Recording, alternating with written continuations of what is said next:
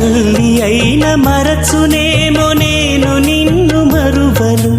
చూడుము నా అరచేతులలో నిన్ను చెక్కియున్నాను. నీ పాదము తొట్టిల్లనీయను నేను. నిన్ను కాపాడువాడు కునుకడు నిదురపోడు అని చెప్పి వాగ్దానం చేసిన యేసయ్యా తల్లిలా లాలించును.